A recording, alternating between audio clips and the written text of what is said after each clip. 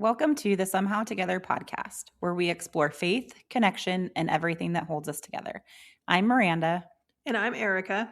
You know, life is messy, Relationships are messy, but we weren't meant to do life alone. and God is still at work in the middle of it all. So we're still showing up Somehow together.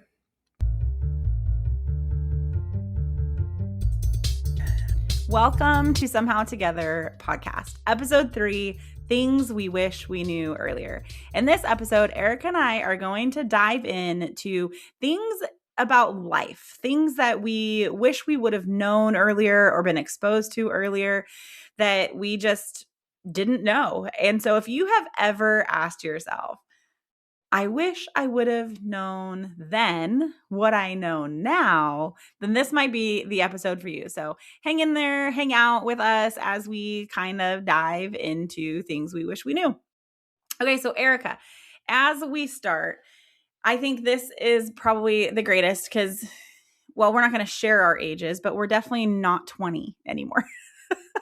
Right? Like we can safely say the 20s are far behind us. And so My 30s are behind me, so that's fair. I'm not yet 40, so yeah, there you go. I'm still looking at my 30s. Barely. They'll be in the review mirror before I know it. But what is something that you believed about life in your early 20s that you do not believe anymore?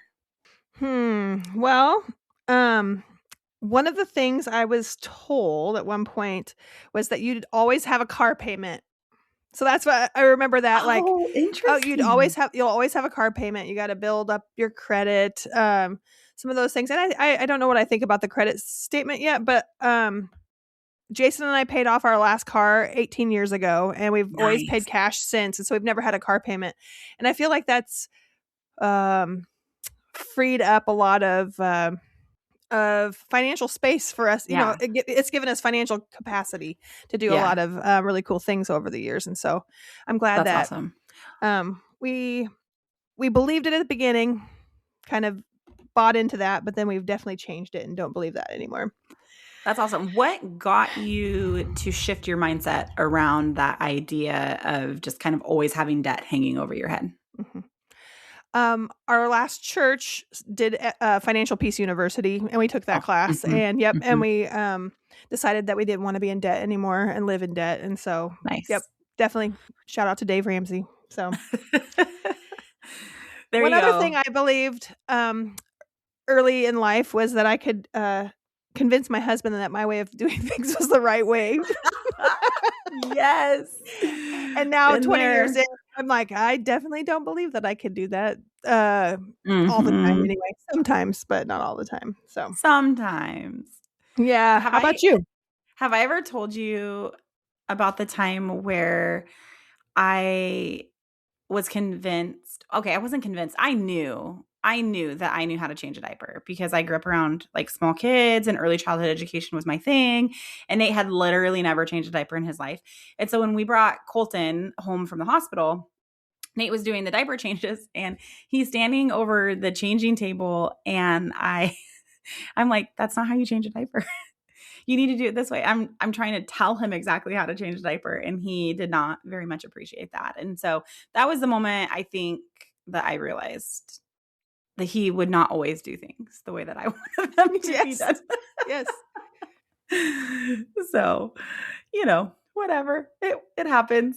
I think for me, one of the things that I thought about in my early 20s is that probably, I don't know, 30 seemed so far away, but I thought for sure I was going to have my life together by like 30. I would have my kids and my family and my career would be established and probably we'd be making kudo bucks, living in a big house and kind of living that traditional American life dream. For sure.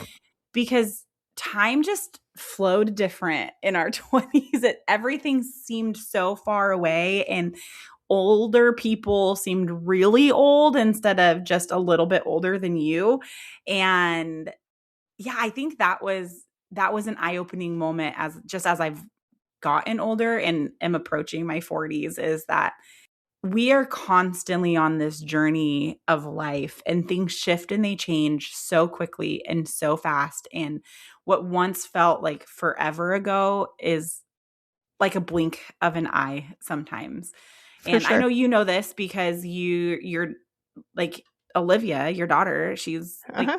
gonna graduate college and she barely I just know. started, I feel like, right? And It, I've got my first graduating senior from high school, and I look around, I'm like, how did we get here? And guess what? I still don't make kudo bucks, and I am facing a shift in what am I supposed to do with my life yet again.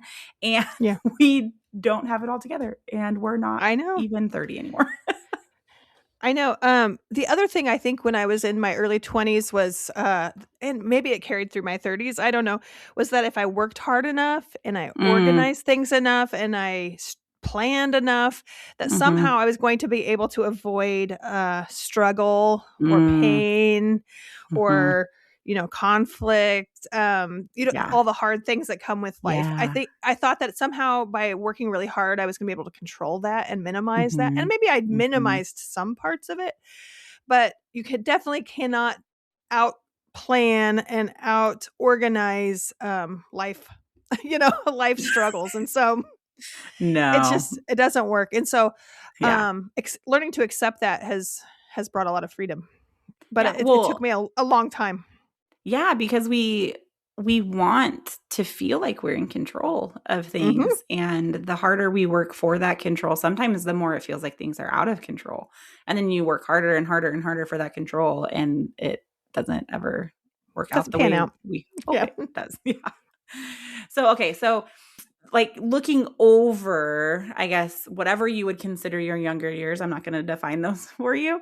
What would you, well, what was one piece of advice that you got that turned out to be true? So it's easy to talk about all of the things that we thought or hoped for that didn't pan out, but what's a piece of advice that you got when you were younger that did turn out to be true?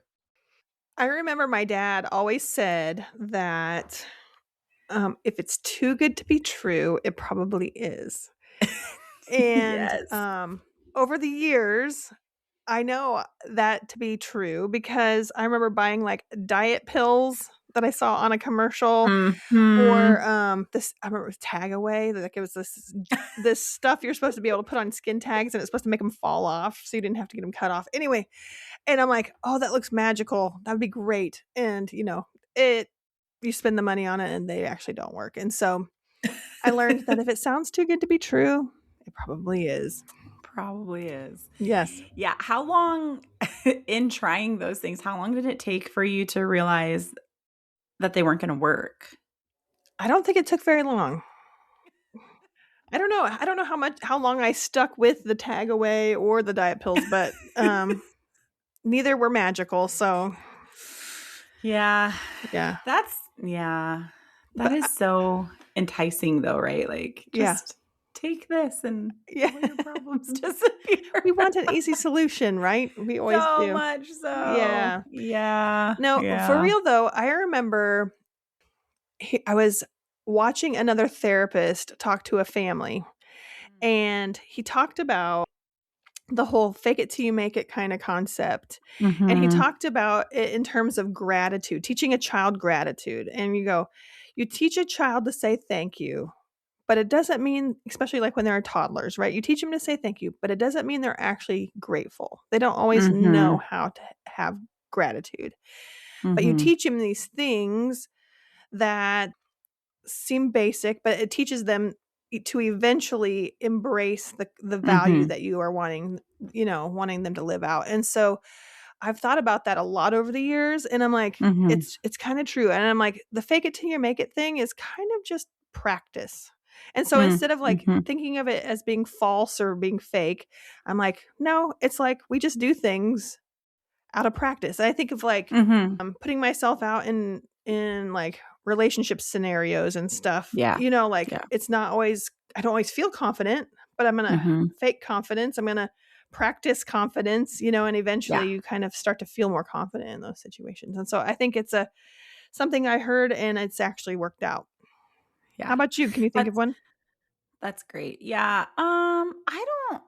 I don't know. As you were talking, I was like, man, what is one piece of advice that I got when I was younger that's actually turned out to be true? And I think for me, I can't remember where I heard it. I probably read it in a book. I joke with Nate all the time that like I learned about love and life and relationships through country music Oh, songs yeah, and that's awesome. movies.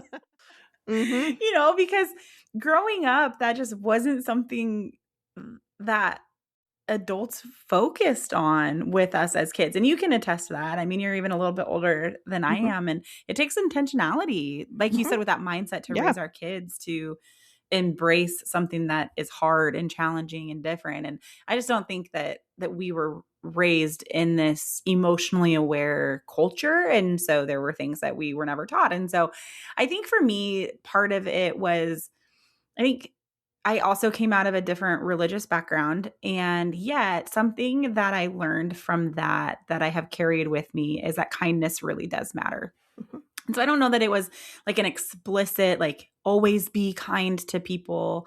It was probably more like you attract more flies with honey than you do vinegar or whatever. Yeah, yeah, Whatever that yeah. That bees with honey. saying I is don't know. I don't actually know what that saying is, mhm, but probably similar to that. And so taking it too far can be dangerous though too, because if you're overly kind or compassionate, and not compassionate, but kind maybe in situations where you should be a little bit more assertive or firm or whatever. But really, I think it helped create in me this heart and desire for people. And so then as I became a Christian and I started seeing people hopefully through the lens that Jesus sees them, and I try really hard to do that, to see them as created beings, that kindness piece has just really stuck with me. That kindness is so very important yeah. to people. So Mhm. It's kind of how you yeah, I win think that's influence, right? I mean, people are going to be more open to listening to what you have to say when you've treated them with care and kindness. So, yeah, and a smile goes a long ways. yeah. I know early on in my work in my career, I had a boss who trained us on the fact that names matter. And so that became a huge thing and a huge realization. I was probably in my mid 20s at the time and had never really thought about the power of knowing somebody's name and just smiling at Mhm, somebody. And so, yeah, I think kindness, I guess, mhm. is something that, while not like an actual piece of advice, it was something that I grew up believing in. Yeah, that's great. So, yeah, and I think that over time, like we grow and we hear things that don't feel urgent at the moment, and it's not probably until years later where you're like, "Oh, that's where I learned that." Yeah, I think it's fun. So, the younger selves, right? We're out there, guys. They're out there fighting for us now. Okay, if that is something that actually came true, or I guess turned Mhm. out to be true, that you practice a lot, what is something that you wish somebody would have told you earlier? So through like struggling in life and those things that you had to just kind of wrestle with, that you're like, oh, if only somebody would have told me this earlier, this would have been so much easier. Yeah, I think that one of the things I wish I would have really understood earlier or that somebody would have told me is to prioritize personal connections over church Mm, programming. And I mm, know, mhm. we both are in the church and have a lot of experience in the church. And I think it becomes an easy default to expect the church to provide us with connections and social opportunities Mhm. um and they do, and it's a great place to start.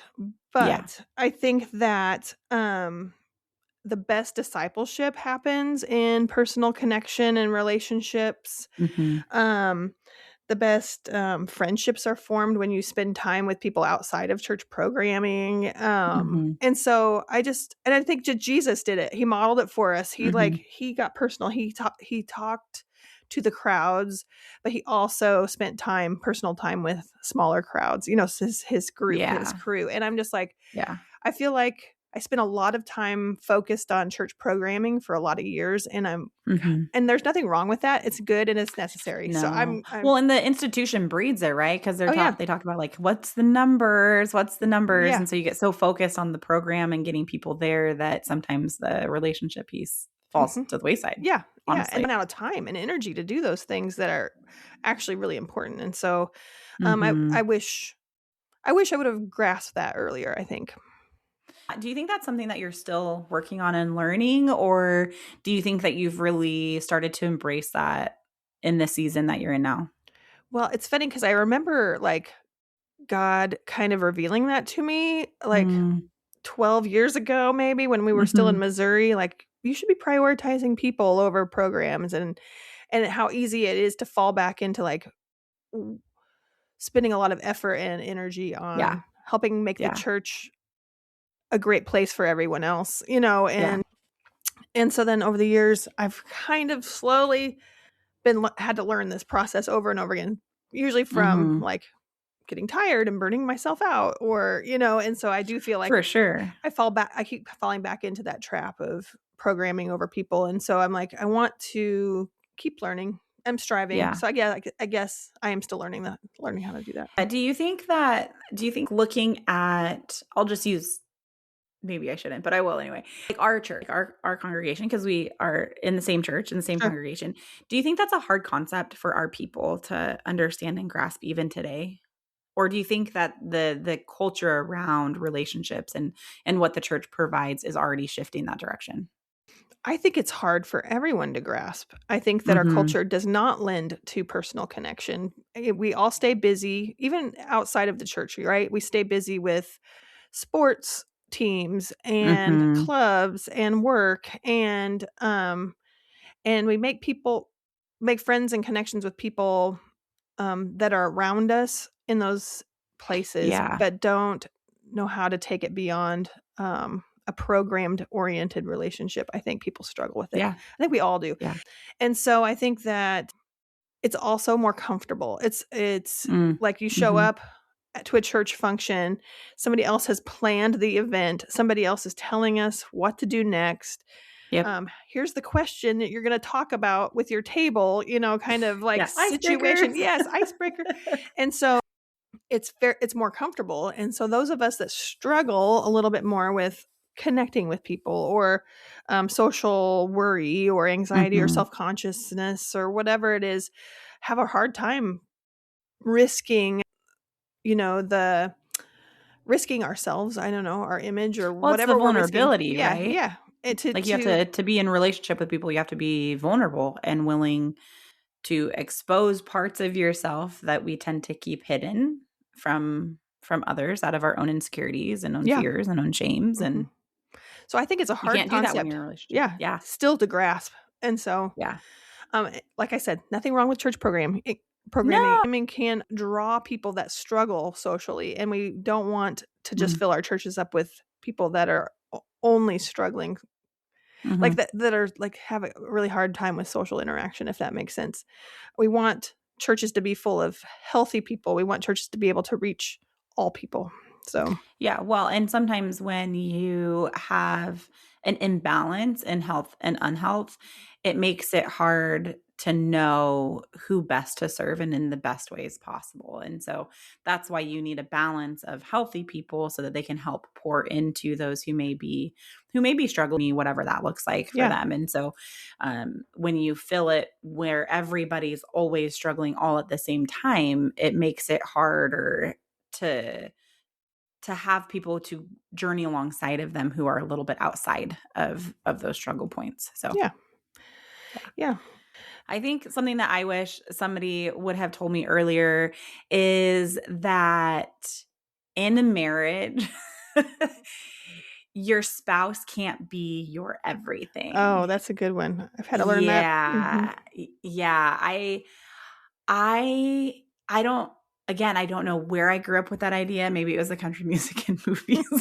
Maybe it was a little bit of the teachings that I had out of my other um religious affiliation, Mhm. but the expectation that that my husband or a wife should meet all of the needs of the other spouse is so much pressure, and actually sets up the relationship for so many conflicts and hardships and disappointments and missed expectations. And it took Nate and I a long time of wrestling through some pretty hard things, and through counseling with a good marriage counselor, before that idea that he was not supposed to be the thing that always filled me and always met those needs, and I could never be that for him, actually truly opened up this dynamic in our relationship that was amazing. And Mhm. and so yeah, I think that is something that I wish somebody would have told me earlier, that it's healthy to have a wide variety of people to pouring into your life, and not putting that burden or that expectation on your spouse. Yeah.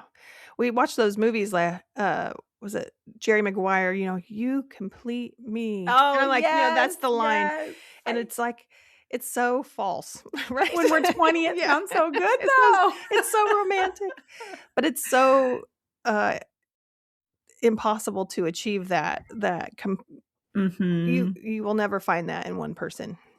No, Other than and we Jesus, right? shouldn't. Other than Jesus, Yeah. yeah, Yes, exactly. we can't find And it. we shouldn't, and I think I don't know that I even would have listened if somebody had told me No. that earlier. Like, No. what? That's so weird. That goes against everything a young and in love person Mhm. believes, right? Yeah. Like the heart goo goo eyes that like pop out of your head every time they come in the room. And it's like, how are they not supposed to fill all of those all of those places?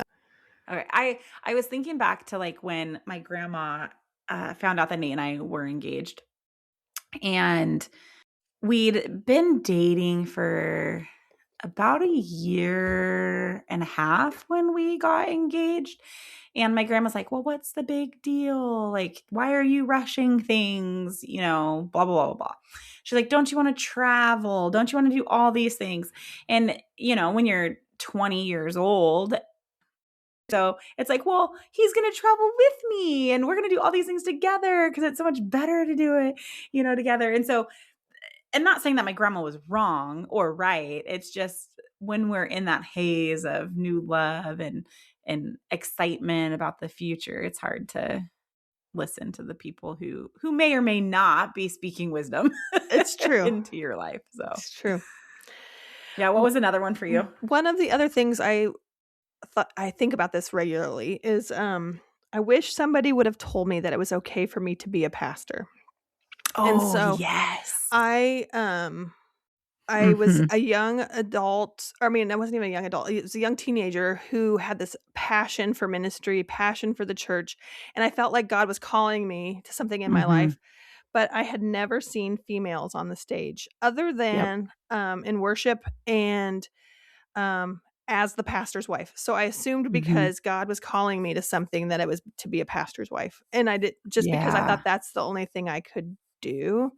Yep. Um, and so I had a lot of people that were telling me that they thought I was a good leader, that God had good things for me. Like I had a lot Mhm. of that kind of encouragement, but I didn't even think of it as an option, Yeah. that I could actually pursue ministry myself. Yeah. And so I'm just inspired by the females that are taking the lead in churches and are Yeah. showing up and investing in people and are on the stage, and pastors who are allowing females to be in those places of Yep. leadership, Yep. so that our next generation of young people will know that it's okay for them to be pastors if that's what God's calling them to. So that's one of the things that I Yeah. always I look back and I go, I wish somebody would have told me that. Yeah, I think that is thank you for sharing that, because I think Mhm. that's so true, both for the men in the church and the women in the church to hear and to understand. As a female pastor, it can be hard. It is hard sometimes. And I think of the things that sometimes I have to fight for, whether that's in our local context, whether that is in the community context, or even larger than that. some of the pushback I see on even social media and those types of things. When I confront those, when I feel like I'm supposed to, it's not actually for me. It is for the young ladies and the young men that are being grown in the church, for both of them to understand that there is a place in church ministry, in leadership, as pastors, for both males and females. And so I don't actually fight for those things for myself, because I'm not yet 40. I don't actually care for me too much, other than I'm trying to be obedient to what the Lord has called me to. I'm fighting for it for the younger ones coming up behind me, who also should know the fullness of God's glory and the fullness of his plan for all of his creation, and not just a portion of it. Sure. And so I wonder how many other Ericas or not yet 40-year-old Mirandas are out there, because nobody ever told us that. Well, thanks for fighting the good fight. Yeah. Yeah. Yeah, I try. I don't know how well I'm doing, but I try. So, all right, this is something that, as I was kind of thinking of questions that we could kind of chat through to give people more of an idea of how some of our conversations go, where it's not so topic driven, but just like in general, how have your expectations of people changed over time? And so kind of this idea of like, did you used to expect more or less out of people? How do you, like, what do you expect from them now? And how do you balance those expectations and still be honoring of who you are in the process? I I think that I've always assumed that people have good intentions, and that people Mm, are, and I think I've always assumed the best of people. And that's yeah. always helped me in my relationships, just Mhm. assume they're trying their best.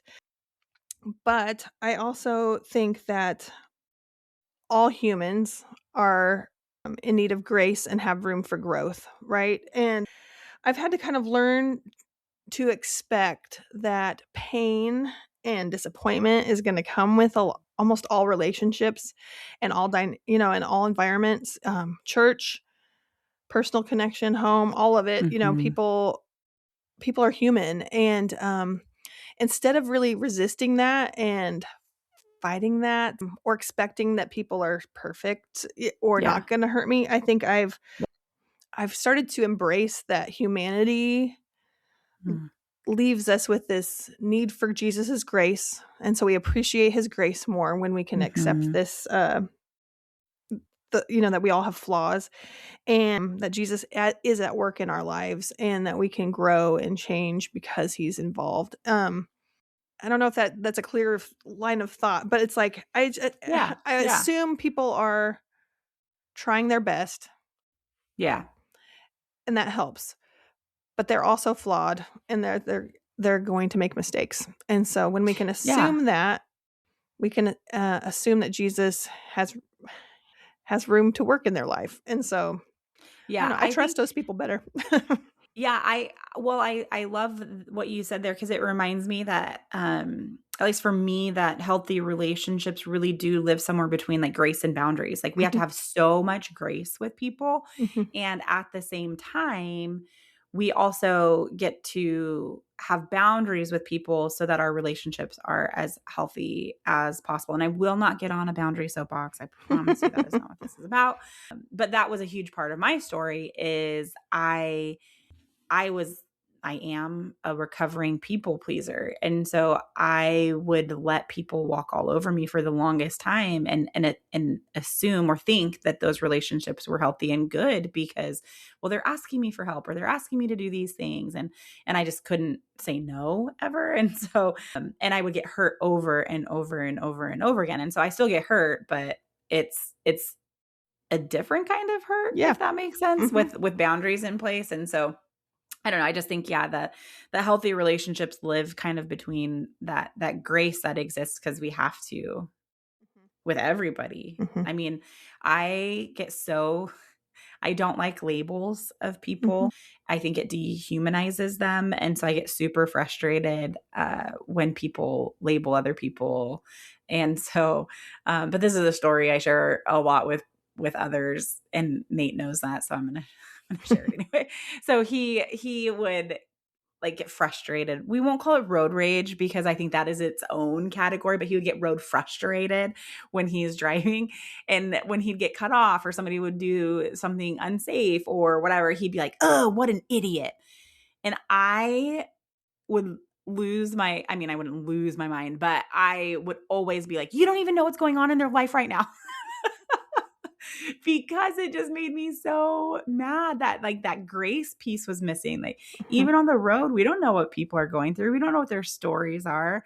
I would never want my teenage driver to be followed aggressively because he accidentally cut somebody off and he's learning how to drive. Sure. I've done it without intention before, and I'm a grown adult, Mhm.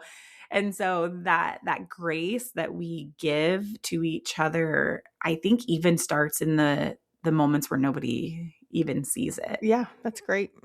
Yes, and I definitely wanna say that, I agree with what you were saying about, like, pain and disappointment is okay to expect in the context of a healthy relationship Yeah. and a healthy dynamic, right? Yep. Um, and usually that's healthy because of those boundaries that you were talking about, Yeah. because you already have Yeah. those established, because I would never just go you should always expect to get hurt. I don't wanna ever think people to think Right. that.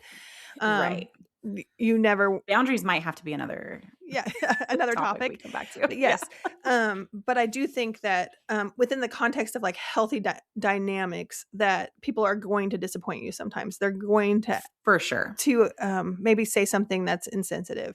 Um, but when we expect that they never gonna make mistakes and then demand Yes. that, it's Yep. problematic. It also assumes that I don't know, you know better than Jesus does, or Mhm. that Mhm. you're playing God, and so I just that's what I mean when I'm like, I try to assume the best of people, but also know that they are human, and that they're gonna have, times where they make mistakes or hurt you on accident or Yeah. disappoint you, Yeah. and I think that stepping back and going, this part of humanity is actually beautiful because Jesus's grace can cover it, Mhm. and he Yeah. can bring restoration to relationships and dynamics that are sometimes problematic. But yes, that all has to happen within the context of a fairly healthy situation. Yeah, or at least with people who are tracking to pursue health Yeah, yeah, together, right? Like the sure. dynamic shifts a lot if you have one person who's pursuing a healthy relationship and the other one who refuses to do anything, then that changes the framework a little bit for that. Yeah. But yeah, I just love that God's grace is so much bigger than anything we could ever think or Mhm. imagine, and it covers so much more than we could ever know to ask for. Yeah. And it helps us to see the beauty even in Mhm. the hard things that happen to us and even happen around us. So, okay. So this is one that I think is super fun because we all have this idea of what is success, and when we're young, I think we have a very different viewpoint of success than we do as we have lived life and we have some years behind us. So, how has your definition of success changed over the years?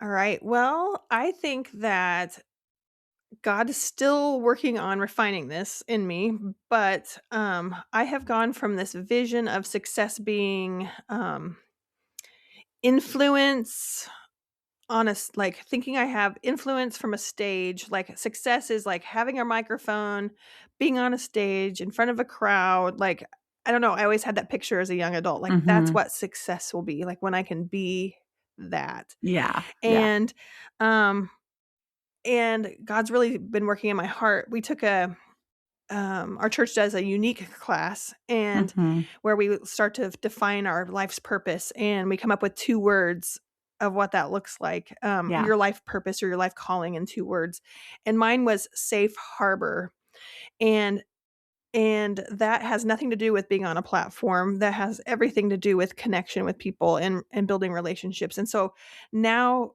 when I define success, it's like, am I being a safe harbor to people? So it's like I love that. it's like, when I have my small group in my living room and I've provided this Mhm. safe space for them to all study God's word and to communicate with each other and like share whatever prayer requests they have. right now I have a bunch of young adults, young adult guys that are coming over because that's who's showing up for the young adult Bible study. Yeah. And I get to feed them dinner, after work. And Mhm, it's mhm. like a safe harbor. I get to be that safe harbor for them. And I even get to do that in my counseling practice because I get Yeah, to sit in yeah. a room with people and I provide a safe space for them to journey and to Mhm. talk about whatever is they're struggling with. And so I'm like, now success to me is filtered through these two words, right? And like it's not this picture of like a program or like being on stage, but now it's like, am I being a safe harbor to people? Yeah. I love that, like, image that those 2 words bring to mind.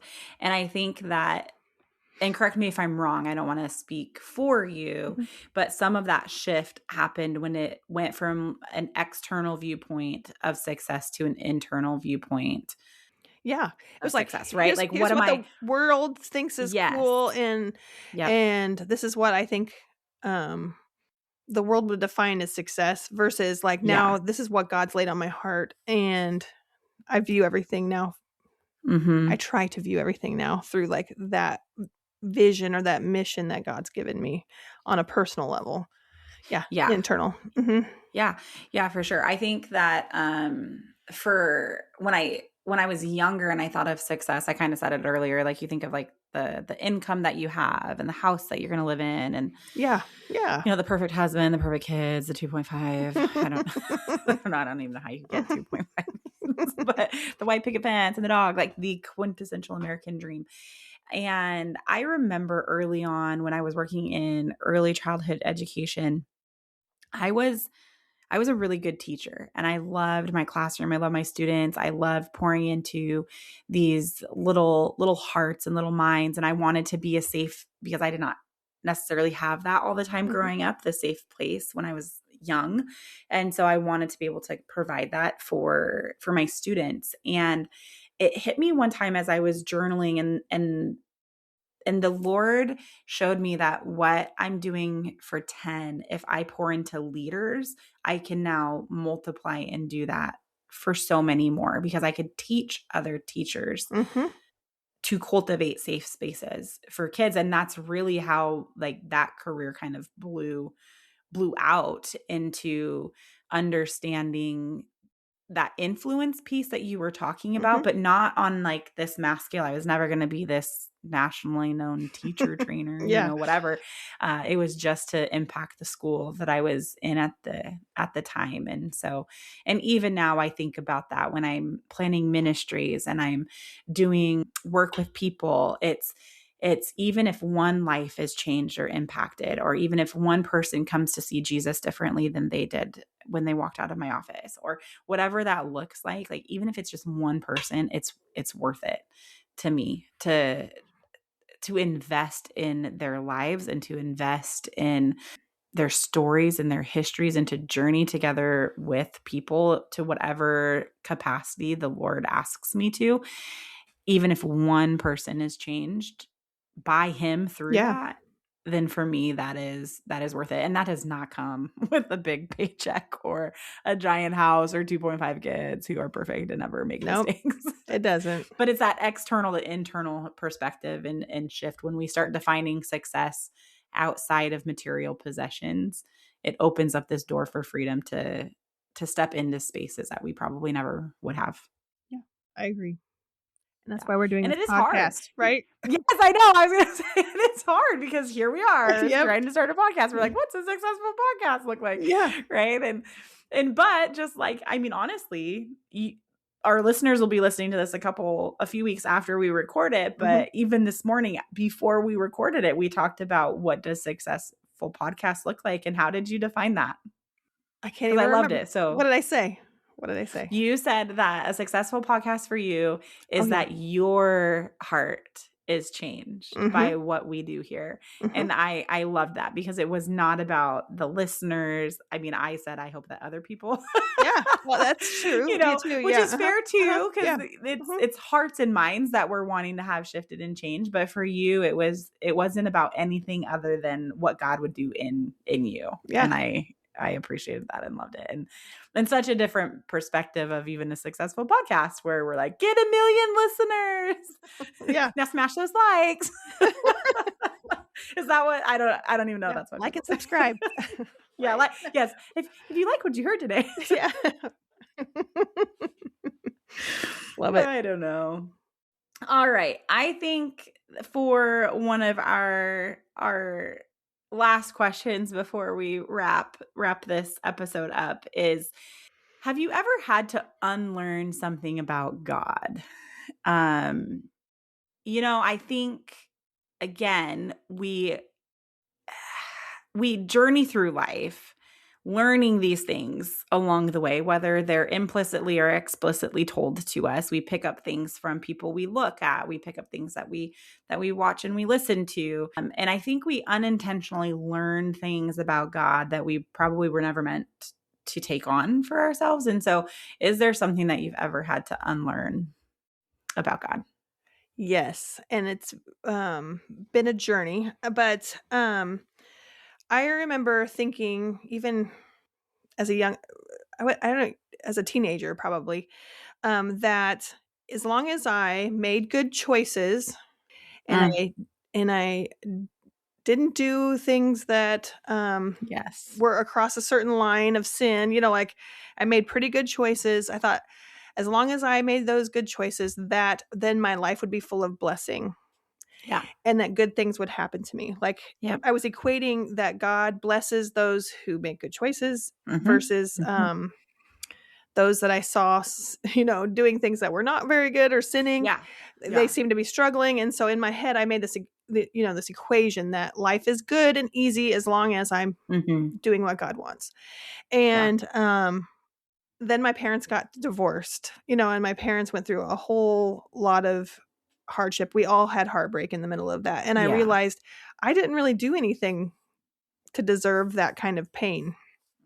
And then so then I had to like work through that with God and wrestle like, hey God, I thought I was trying to hold up my end of the bargain, like I was trying to be this Yeah. good person, and Yeah. yet I'm feeling all of this pain, and my family's falling apart, and it's Mm-hmm. confusing. And so I remember having to unlearn that. And it's really easy even through life since then it's been really easy to fall into like patterns of trying to work hard or be good or Yes.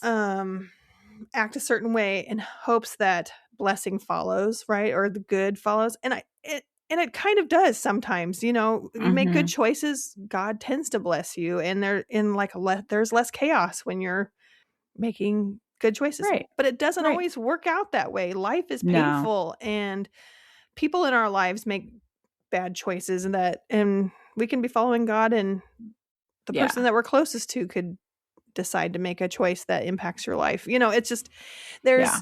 there's no equation there. And I just had to unlearn that about God. Like he's not necessarily protecting us from all of the hard things in life, but he is walking Mm-hmm. with us through it. And Yeah. so yeah. So that's what I've learned over the years. And Yeah. it's mhm. I was gonna say, what other was it just the experience of your parents' divorce where you had to like wrestle with that yourself, or was there something else or somebody else that helped shift that perspective and understanding of who God was? I kind of remember being a solo Okay. processing Yeah. and trying to make sense of what was happening in my Mm-hmm. life. I Mm-hmm. I had people that definitely did like guide me as I moved through that period of pain, Yeah. but I think that was kind of something I was negotiating with God or trying to figure out with God on my own. But Yeah. yeah. Yeah. How about you? Did you ever have to unlearn anything about God? Oh, so many things. That's true. You grew up in a very different faith than Yeah. what Yeah, you're I know. currently I'm in. like, Yeah. man, which one do I pick? Yeah. I think I think actually probably the weirdest thing for me, and this doesn't actually have anything to do with God specifically, but there are still times, even though I have been a Christian much longer than I was not one. I I have to do math. Maybe not much longer, Mhm. but but definitely longer, that there are still sometimes things that pop up where I'm like, oh, wait, is that true? Or is that something that is held over from my old belief system? And Mhm. I have to wrestle with that with God. I have to go back to his word. I have to um like really investigate and ask myself where is this coming from? Because there's something about it that I'm not sure is quite right. And so I think that's been the most surprising thing as I have unlearned through my life quite a bit of things about God is that I'm still having to unlearn things. And also, on the other hand, how great it is that he is so gracious to provide us with so many opportunities to continue to unlearn things. Even now we get to do that. And so I think that is the beauty of his revelation through his grace to us, that we can read his word regularly and new things pop up, and it challenges old thinking that we might have had and old belief systems that we've held on to. And maybe it was something we weren't ready to tackle 10 years ago, but he's grown us and he's brought us to a place where he's like, okay, now we're going to tackle this. And so it used to make me super uncomfortable, especially being a leader in ministry, that I wouldn't have already known all of these things. And now I get to the place where I'm like, okay, God, like we're gonna dive in and we're gonna figure this out together. And I trust him in that process so much more now than I did, 10 years ago, where it Sure. was uncomfortable and I didn't want to talk about it because I was, leading Bible studies and small groups, and people look to me as if I should have the answers. And so how do I ask for help with some of these things that would pop up without there being an immense amount of embarrassment or shame associated with it? So yeah, I think for me, there's too many to pick from, but that's probably the most surprising part of unlearning and Yeah. relearning things about who God is. Yeah. And he reveals that through his word, and through his spirit, but also through community, right? Sometimes Yes. Yep. we hear things from people that makes us question if what we believe was true, or Yep. and this is the first year in my small group I have a women's small group that there's been a lot of wrestling with some different Mm. opinions and thoughts, and I'm like, this is beautiful. And Yes. it's I really love it. uncomfortable, but it's Yep. beautiful. And so Yeah. I'm thankful for the opportunity, and I'm thankful that the Holy Spirit just keeps pursuing us and teaching us, and as long as we're open to growing Hmm. and listening to the Holy Spirit, I hope he continues. Yeah. Yeah. Yeah. I think I don't shy away from tough questions like I used to. Mhm. Even when I don't know the answers, I am way more willing now to say, you know what? I'm not actually sure. Let me let me do some reading. Let me do some research. Let me Yeah. ask some people. You do yours. I'm going to do mine. And then we're going to come back together and we're going to talk about it. Because I also don't ever want to be the sole person people get their truth from. I think that is very dangerous, Mhm. especially in churches and in religious, if you will, environments. And so I really do encourage people to go out and read for themselves, to listen to different podcasts that might approach the topic from different perspectives. Like, it's not just what Miranda says, but it truly is, what is God saying and how is he showing you his truth truly, right? Yeah. And so I think that's super important. So listeners, do your own research. Don't ever just listen to anything I say and be like, well, I heard it on their podcast. We might be wrong. We're the experts. Well, you might be. No, I'm Okay. just kidding. Just kidding. Here's a fun one. What's a life hack you wish you knew earlier? Like, Hmm. I don't know. I see these reels or these, I don't these stupid 5-minute craft videos that pop up all the Yes. time. And you're like, what? Does that actually work? But there are some that are pretty legit. And so what's one that you're like, man, I wish somebody would have taught me that earlier? I think that I would always encourage someone to have your next friend date on the calendar within the next 2 to Yeah. 4 weeks. I There's love that. something about like life schedules will get in the way every time of prioritizing friendship. And so, Mhm. a friendship's so necessary, right? And it's always, Yeah. it's very fulfilling when you actually do it. Yes. And so Yeah. I'm like, have that date on the calendar. And I would say the same thing about vacations, right? Always Oh have your my next gosh. vacation kind of planned, or at least in the dreaming stage where you're always thinking ahead of like, what are we going to do next? What do we want to see next? I just feel like um, it just helps you to stay in a positive headspace when you Yeah. when you have those things on the I love horizon. that. Yeah. You're so much better at that than I probably will ever be. Like for real. And way more practical. I mean, or I guess relational in yours. Mine Hmm. was like how to cut a pineapple. Okay. Like a stupid life hack. I don't even eat a lot of pineapple because it burns my tongue. Yeah. But when you go to cut one, especially, and it seems like you only eat, well, at least us, I feel like I only buy pineapple if somebody's coming over for like a barbecue or something. And cutting that, oh, and watermelon would be the same. Oh, it's Like hard. I how to know. cut watermelon well. I watch those videos. I'm just like, why? Why did nobody teach me how to cut fruit? It seems so silly and so simple, and yet it has made cutting fruit so I much never easier. want people to watch me cut anything in the like dicing an onion. It's not pretty. Oh, heavens no. Heavens no. Onions are their own Yeah, their yeah. own beast. I can barely see through the tears pouring down my face to be able to adequately cut the onion. I actually usually make Nate cut onion, but Okay. anyway, yeah, fruit, that's mine. Okay, that's super nice. super important life Nice hack. life hack. how Yeah. to cut fruit. Like where do you even go after that? That's funny. Okay, Erica. So as we close out our episode for today, it is time for our Somehow Together question of the day, where we draw a random question from our prompt jar to close out our time together. So our Somehow Together question for today is: who brings out your weirdest self? That's a good one. Actually, a few people come to mind, like Miranda makes me laugh and be goofy.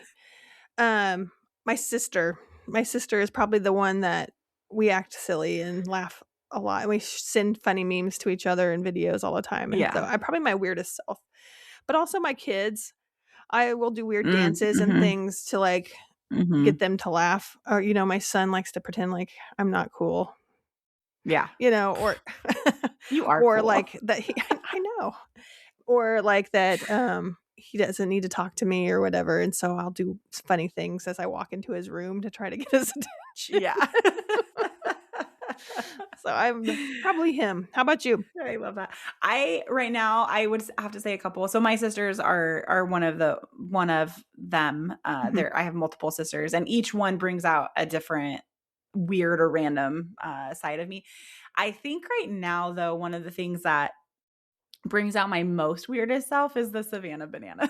Oh yes, that's a good one. Yeah. Like and maybe not weirdest self, but definitely like Fun. engaged, Yeah. fun, hyper, probably to my core somewhere in there in my real, like my most real Yeah. self. I don't know. I like to think I like to have fun, but yeah, definitely. I think definitely the Savannah bananas. So they pull something out of me that not a lot of places or people Yeah. can. And we're gonna go see him again in June. I'm so excited. Yay. I'm so excited. All right. Well, thank you so much for tuning in Thank with you. us today. We will chat with you guys next time. Bye.